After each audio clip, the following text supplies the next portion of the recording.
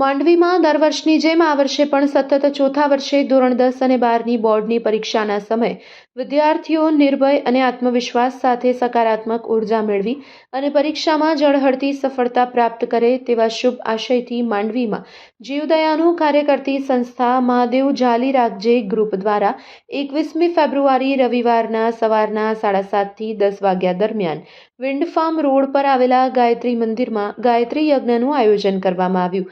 26 ફેબ્રુઆરીથી શરૂ થતી પરીક્ષા માટે આ ગાયત્રી યજ્ઞનો માંડવીના 10 અને 12ના કુલ 125 જેટલા વિદ્યાર્થી અને વિદ્યાર્થિનીઓએ લાભ લીધેલ હોવાનું મહાદેવ જાલી રાખજે ગ્રુપના પ્રમુખ ડોક્ટર ચિરાગભાઈ રાવલ અને ઉપપ્રમુખ દેવાશીષભાઈ ગઢવીએ જણાવ્યું હતું।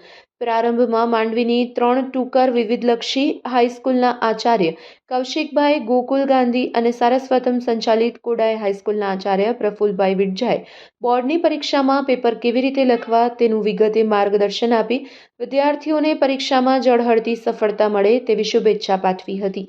આ પ્રસંગે માંડવીના રાજ્ય અને રાષ્ટ્રપતિ એવોર્ડ વિજેતા નિવૃત્ત શિક્ષક અગ્રણી દિનેશભાઈ શાહે પણ વિદ્યાર્થીઓને સારા માર્ક્સથી પરીક્ષા પાસ કરવા શુભેચ્છા પાઠવી। ગાયત્રી યજ્ઞના આયોજન બદલ મહાદેવ જાલી રાખજે ગ્રુપને અભિનંદન પાઠવ્યા હતા।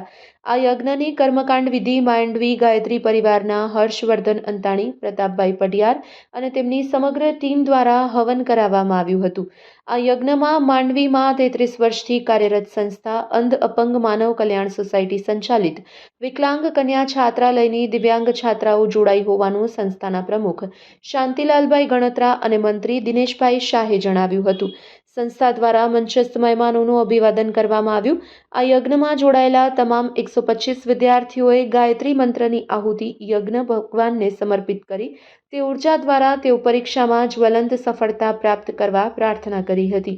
સમગ્ર કાર્યક્રમનું સંચાલન મહાદેવ જાલી રાખજે ગ્રુપના પ્રમુખ ડોક્ટર ચિરાગભાઈ રાવલે કર્યું હતું, જ્યારે ઉપપ્રમુખ દેવાશીષભાઈ ગઢવીએ આભાર દર્શન કર્યું હતું। Report by Rameshbhai Bhanushali, Naliya, Abdasa.